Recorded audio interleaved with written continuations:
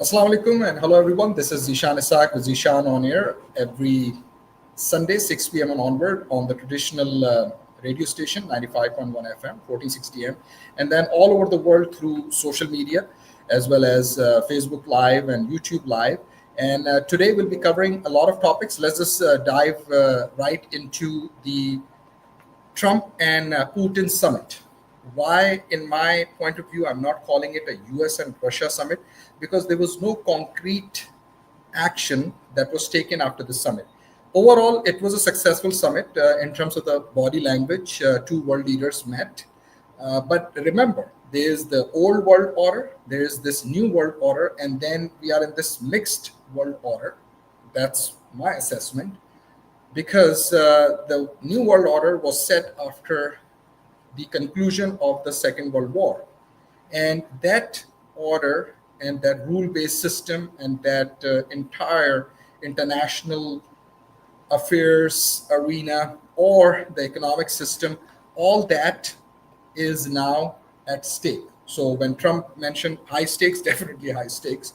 And we do want to see peace. But before we talk about this entire world order and the new world order, the mixed world order, and the Putin and Trump summit, the US situation, we've got to recognize what's happening domestically for Trump, President Trump, and his administration. And then we don't know what's going on inside Russia. So that's the reason I said whenever world leaders they meet, it's always some political reasons behind it, also some state reasons. When I say state, meaning the nation states reason, where the establishment and all the different power brokers come into the picture. And then obviously it should lead toward a settlement of disputes between those two parties. So right now, US and Russia, they're not directly fighting with each other, but indirectly because of Ukraine as a proxy, I would say.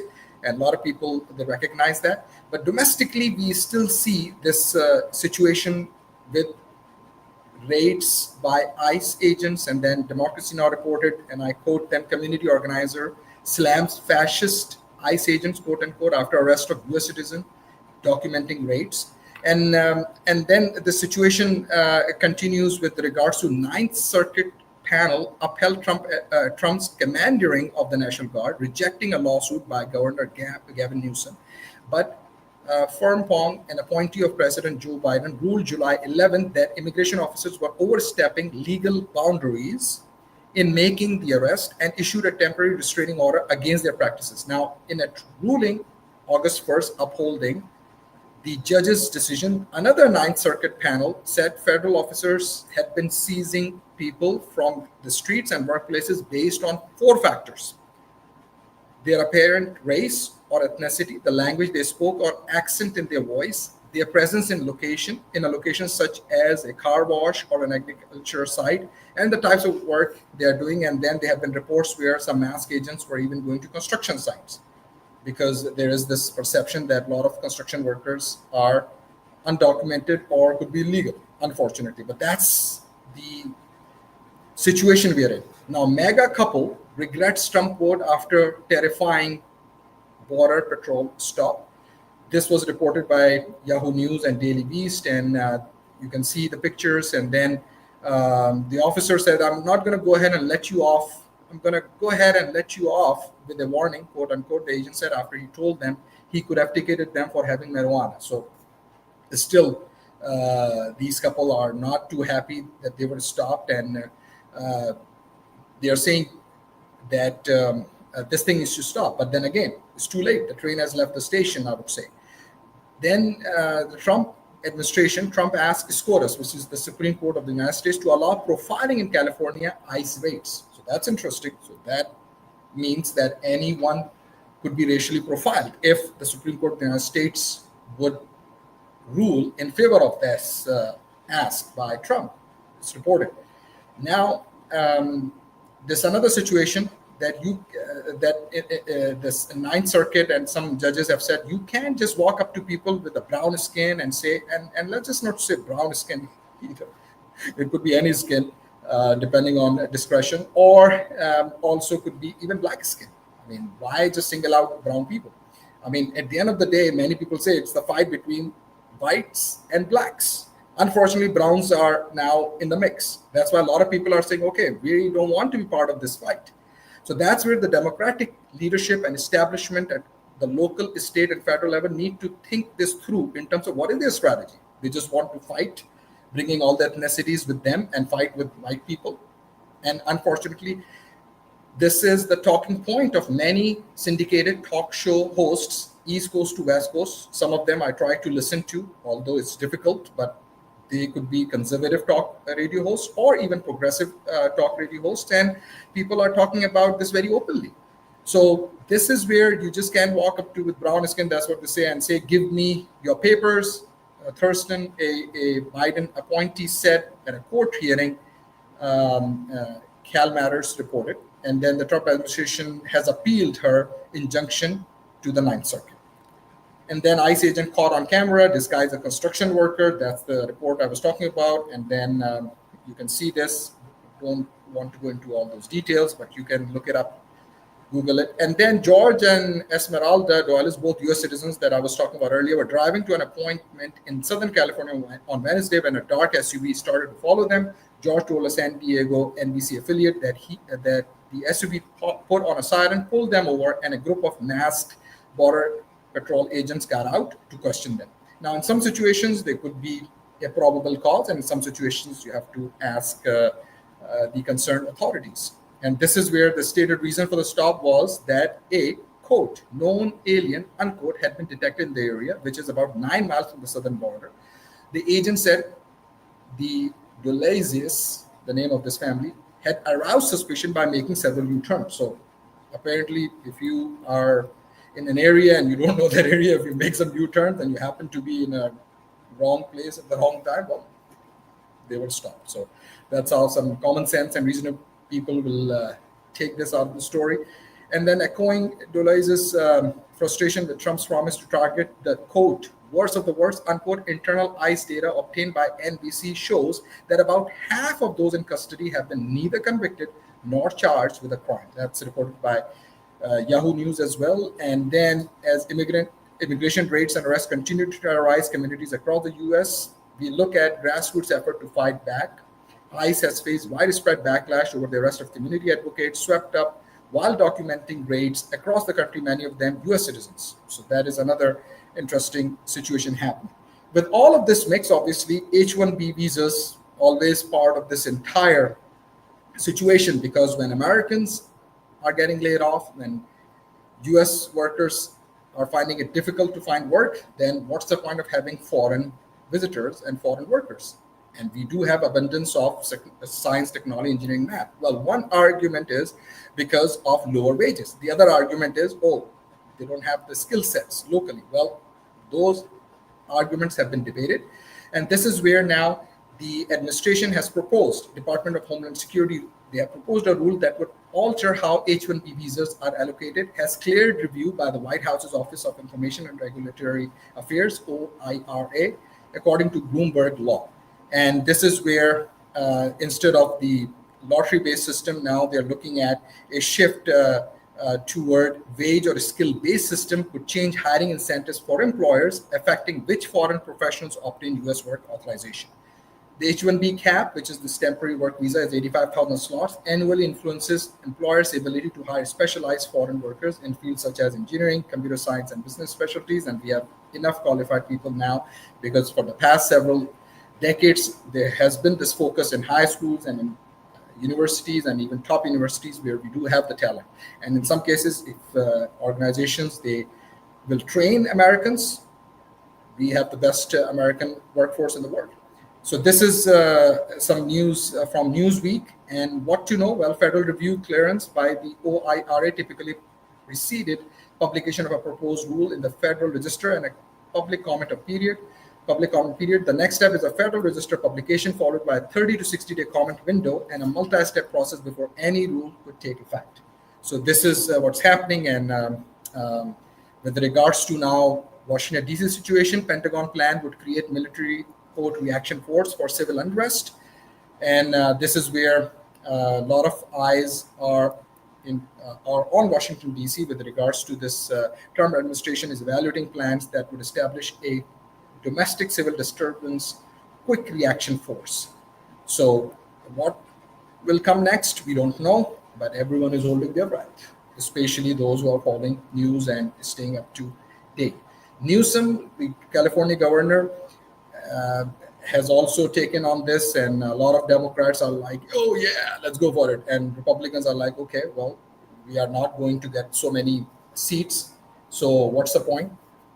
Well, and Trump presidency, quote and quote by Newsom, and he said that Donald Taco Trump, as many call him, that's Newsom, missed the deadline. California will now draw new, more beautiful maps. They will be historic as they will end the Trump presidency. Dems take back the House. So this is where the Texas Democrats left the state. So the quorum will not be there, and because of the lack of quorum, then they cannot redraw these districts. So that's the news, and this redistricting battle started in Texas, and then let's see how other governors would take action on it. But that's also all political if you think about it. Now, economic impact with regards to the wholesale prices make the Fed's September rate cut decision harder because the U.S. futures are down with at least less than 1%, or at least almost 0.5%, a little bit closer to 0.5%. And then, why harder than expected wholesale prices make the Fed September rate cut decision harder? Also because of the month-over-month situation with the PPI, which is Consumer Price Index, and with regards to how inflation has also gone up. 2.7% consumer prices rose annually in July, less than expected amid tariff worries. And tariff, many people have said this is a tax because how some people are talking about in terms of what should be the strategy. So some people are saying, especially for Democrats, so they're saying, well, talk about the tax on Brazil, because 35% of coffee is imported from Brazil, and there's a 50% tariff tax. So guess what? Your coffee will go up. And then 27% or 28% they're saying is imported from Colombia. So Brazil is at 50%. So that's the consequence of this whole tariff situation. And then we'll see what Federal Reserve Chair Jerome Powell will say in September, which will be next month. With regards to this entire situation with the Democrats, we have this person who has been voted by a large number of New Yorkers, and his name is Mamdani. But due to the compromise situation in terms of politics with the Democratic establishment, no one is supporting him at the top. Senator Chuck Schumer, Hakeem Jeffries, and these are all darlings of the Democratic Party. And I'm a Democrat as well. However, I try to use my brain as well whenever I can. And at the same time, I try to use common sense politics and common sense talking points. So only President Obama, he still has a lot of influence within the Democrats. In a lengthy call in June, Mr. Obama congratulated Mr. Mamdani, offered him advice about governing, and discussed the importance of giving people hope in a dark time, according to people with knowledge of the conversation. So the New York Times has reported this on August 13th, and some Democrats panicked over Mamdani. Why are they panicking? Because you're going against the public sentiment. Some people are calling him Marxist, some people are calling him socialist. Well, he has a plan. Even if you don't agree with him, the Democratic leadership and the establishment has failed New Yorkers. And now you have this grassroots movement and this grassroots leader. Through that movement, you are getting Zoran Mamdani. Oh my gosh, all hell is breaking loose. So this is where the situation is. So we need to keep an eye on this entire situation, because the elections are coming up fast, and he will be the next mayor. And President Trump don't like him. But at the same time, there were two political earthquakes in the past decade or so in US politics. One was President Trump. The second one is Zoran Mamdani. That seismic shift happened within the GOP and the Republican Party, and this one happened in the Democrats. So the establishment of both parties are very shaky or not happy about this. But then again, because of the decades of mismanagement by both the Democratic establishment and the Republican establishment, we got Trump. That's how some common people understand the situation. And then because of this failed policies in New York, for New Yorkers and for New York, and especially in NYC, New York City, now the grassroots movement has given us Zoran Mamdani. So what's the issue? No issue, at least in my point of view and in my mind, because both have been elected by the people. So if you have voted for Trump and you are one of those mega supporters or really gung ho supporters of Trump, well, you voted for him and that's your vote. And we need to respect that. Same way, and if we use common sense, then we got to respect those voters who have voted for Zoran Mamdani. And those gung ho supporters or very focused supporters, or for lack of a better term, diehard supporters of Zoran Mamdani, well, they voted for him, and he is the next mayor because he is the primary, he is the winner of primary, and he went against a complete, very strong democratic machine and the establishment machine, and it was very difficult for him to even win this nomination. And that train has also left the station, so we'll see how that unfolds. Now, this main issue, and we'll spend a minute or two on this Putin and Trump summit in Alaska. It has exhausted Ukrainians' fear in terms of an unjust peace, because Alaska summit was the first in the series of summits, because next time in Moscow, even President Putin said that in English, and President Trump said that, oh, it's an interesting one and I'll take a lot of heat. And then he said that, but I could see it possibly happening. And that's okay if he goes to Moscow, because President Trump will be representing the United States of America. That's why I said earlier that this was a Putin and Trump summit. The US and Russia summit will certainly give us some conclusive evidence as well as some agreement, and the body language of both was good. So at least they're trying to work it out. And this is where we will certainly see how the coming months basically would operate with regards to this particular situation.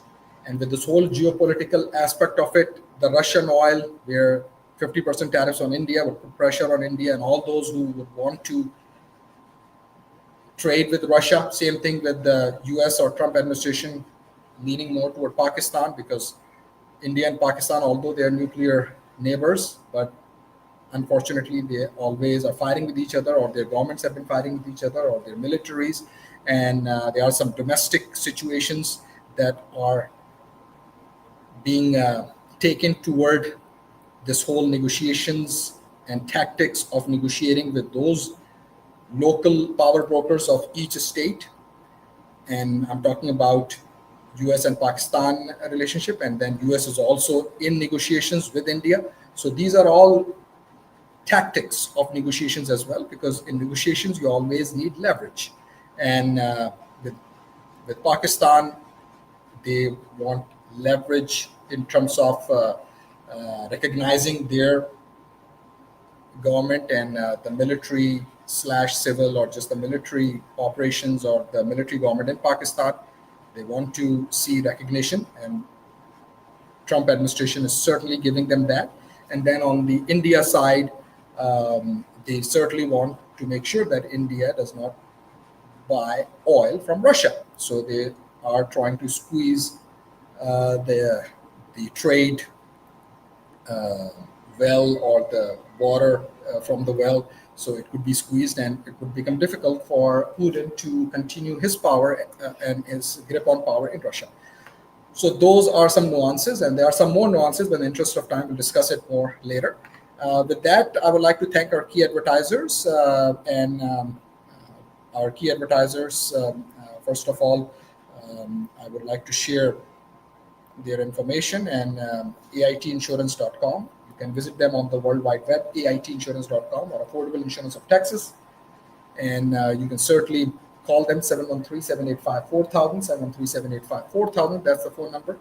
And for auto insurance needs, you'll get a quote and you'll save hundreds and thousands of dollars. Call them and find out. And homeowners insurance, commercial insurance, business insurance, health insurance, and especially for auto insurance, 713-785-4000, AITinsurance.com. And Roopsari, you can visit them on the World Wide Web, roopsari.com, www.roopsari.com. And you can get grooms, formal wear, grooms wear, as well as brides wear, and all these different traditional and formal clothing, and even for boys and girls and toddlers. Call 832-267-0065, 832-267-0065, and you can visit them on the web, roopsari.com, roopsari.com, and you can mention Zishan on air when you go and visit them. With that, I'm going to sign off from social media and then continue with the traditional media. Thank you.